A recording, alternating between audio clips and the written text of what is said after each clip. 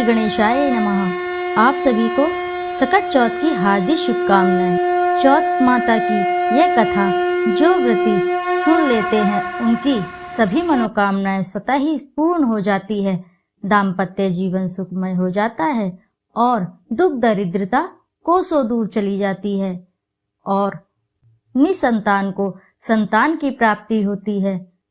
इसके श्रवण करने मात्र से जीवन के सभी सुख को भोग कर मोक्ष की प्राप्ति करता है। तो आइए श्रवण करते हैं चौथ माता की व्रत कथा का। एक गांव में एक गरीब बूढ़ी माँ रहा करती थी। ईश्वर की कृपा से उसका एक बेटा भी था। वह अपने बेटे से बहुत ज्यादा प्यार करती थी, इसलिए अपने बेटे की लंबी उम्र और सलामती के लिए 12 महीने के चौथ माता के व्रत रखती थी। चौथ माता का व्रत सुहागिन महिलाएं अपने पति की लंबी उम्र और अपने बच्चों के अच्छे स्वास्थ्य और सही सलामती के लिए रखती हैं। वह बूढ़ी महिला हर चौथ के व्रत में शहर जाकर अपनी आर्थिक स्थिति के अनुसार पंसारी की दुकान से थोड़ा सा घी और गुड़ लाती थी और 4 लड्डू बनाती थी। 4 लड्डुओं में से एक महिला एक से पूजा करती थी, एक लड्डू हथकार के लिए निकालती, एक से वह चंद्रमा के दर्शन करके स्वयं खा लेती और एक अपने बेटे के लिए रख देती। एक बार उसका बेटा अपनी ताई से मिलने के लिए गया। जब अपनी ताई के घर पहुंचा तो उसने देखा कि उन्होंने वैशाख चौथ का व्रत रखा हुआ था। उत्सुकता से लड़के ने पूछा कि मेरी माँ तो 12 चौथ का व्रत करती है। इस पर उसकी ताई ने बोला कि तेरी माँ तो तेरी कमाई खाने के लिए व्रत करती है। लड़के ने सोचा कि ताई सच कह रही है, वह बुढ़िया लड्डू खाने के लिए व्रत रखती है। लड़के के दिमाग में नकारात्मक विचार घर कर गए। घर आकर लड़का अपनी माँ से बोलता है कि मैं परदेश जा रहा हूँ, तू मेरी सारी कमाई खा लेती है। इस पर माँ ने उसे बहुत समझाया, पर नकारात्मक सोच उसे परदेश जाने पर मजबूर कर रही थी। उस बूढ़ी माँ के लाख मनाने पर भी वह नहीं माना, इसलिए उसकी माँ ने उसे साथ ले जाने के लिए चौथ माता के आंखें दिए और बेटे से कहा कि यह आंखें मुसीबत में तुम्हारे काम आएंगी। बेटा कुछ नहीं समझ पा रहा था, लेकिन उसने अपनी माँ की बात मान ली। वह परदेश जाने के लिए यात्रा कर रहा था कि उसको एक नगर में जाते समय रास्ते में एक बुढ़िया माँ देखी। लड़के ने ध्यान से देखा कि बुढ़िया रोती हुई जा रही थी और पुए बनाती जा रही थी। वह रो भी रही थी और पुए भी बना रही थी। लड़के ने पास जाकर उस बुढ़िया से उसके रोने का कारण बड़ी उत्सुकता से पूछा। बूढ़ी माँ ने जवाब दिया कि बेटा, इस नगर की पहाड़ी पर एक दैत्य रहता है। पहले तो वह खाने के लिए इस नगर के लोगों को मार दिया करता था, वह लोगों को मार कर खा जाता है। उसके इस अत्याचार को रोकने के लिए नगर में व्यवस्था की गई कि हर घर से एक आदमी को दैत्य के पास भेजा जाएगा और आज मेरे बेटे की बारी है, इसलिए मैं रो रही हूँ और उसी के लिए पुए बना रही हूँ। उस लड़के ने कहा, तुम ये खीर पुए मुझे दे दो, मैं तुम्हारे बेटे की जगह उस दैत्य के पास चला जाऊंगा। बूढ़ी माँ ने लड़के की ये बात स्वीकार करी। लड़के ने खीर पुए बड़े चाव से खाए और खाकर आराम से सो गया। सोते सोते उसे शाम हो गई। शाम को उस बूढ़ी माँ के पास राजा के सैनिक आ गए और कहा, कहाँ है तुम्हारा बेटा? बूढ़ी माँ ने लड़के से कहा कि राजा के सैनिक तुम्हें दैत्य के पास ले जाने के लिए आ गए। वह लड़का खुशी से सैनिकों के साथ दैत्य के पास चला गया। दैत्य के पास जाकर उसने देखा कि दैत्य बहुत भयानक है। अपनी जान बचाने के लिए वह इधर उधर भागने लगा।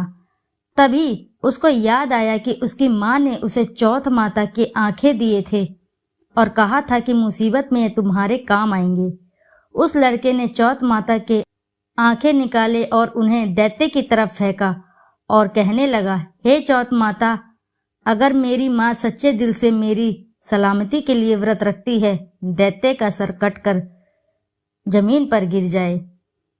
यह चौथ माता का चमत्कार ही है कि उसका वचन कहते ही दैत्य का सिर कटकर नीचे गिर गया। लड़का सही सलामत वापस आ गया। वापस आते देख उसे राजा ने अपने दरबार में बुलाया और बहुत से उपहार देकर रवाना किया। लड़का अपने रास्ते पर आगे बढ़ गया। चलते हुए उसे कुछ समय बाद वह दूसरे राज्य में पहुंचा। उस राज्य में एक प्रथा प्रचलित थी कि बर्तनों के आवे को पकने के लिए एक इंसान की बलि दी जाती थी। राज्य से जाते देख सैनिकों ने उसे पकड़ लिया और आवे में चिनवा दिया, और आवे को पकने के लिए लड़के ने फिर से चौथ माता के आंखें निकाले और बोला, हे माता, अगर माँ मेरे लिए बिना किसी स्वार्थ के व्रत रखती है तो आवे को पकने पर मेरी मृत्यु ना हो। लड़के के ये शब्द बोलते ही आवे पकने पर लड़के की मृत्यु नहीं हुई। जब आवे के बर्तन निकालने लगे तो आवे से मिट्टी की बजाय सोने और चांदी के बर्तन निकले, और लड़के ने अंदर से कहा, बर्तन आराम से निकालना, कहीं मुझे लग ना जाए। ये सुनकर बर्तन निकालने वाले आश्चर्यचकित हो गए और उसे आवे से निकालकर राजा के दरबार में ले आए। राजा भी आश्चर्यचकित था। राजा ने लड़के से प्रश्न किया कि आखिर तुम इस आवे से जिंदा कैसे बच गए? लड़के ने जवाब दिया कि मेरी माँ मेरे लिए चौथ के 12 महीने व्रत रखती है, इसलिए चौथ माता की कृपा से मैं इस आवे से सही सलामत वापस निकल आया। राजा को लड़के की बात पर यकीन नहीं हो रहा था, इसलिए राजा अपनी आंखों से चौथ माता का चमत्कार देखना चाहता था। इसलिए राजा ने चांदी की सुराही मंगवाई और लड़के से कहा कि अगर तुम सच बोल रहे हो तो सुराही की नली से निकल कर दिखाओ। उस लड़के ने देखा कि एक भंवरा सुराही के मुंह से बाहर से निकला है। लड़के ने चौथ माता का नाम लेकर आंखें बाहर निकाले और कहा कि हे माता, अगर मेरी माँ तुम्हारे लिए 12 महीने के व्रत रखती है तो मैं भंवरा बनकर सुराही के मुंह से बाहर निकल आऊं। देखते ही देखते राजा की आंखों के सामने वो लड़का भंवरा बन गया और सुराही के मुंह से बाहर निकल गया। राजा ने ये चमत्कार देखा और आश्चर्यचकित हो गया और राजा बहुत खुश हुआ। राजा इतना खुश हुआ कि राजा ने अपनी पुत्री की शादी उस लड़के से कर दी। पूरे नगर में राजा ने प्रचार करवा दिया कि नगर की सारी महिलाएं चौथ माता का व्रत करना आरंभ कर दें। कुछ समय बीत जाने के बाद लड़के को अपनी माँ की याद आई कि मेरी माँ तो बिना किसी स्वार्थ के मेरी सही सलामती के लिए व्रत रखती है, तभी मैं चौथ माता के आशीर्वाद से अभी तक सही सलामत हूँ।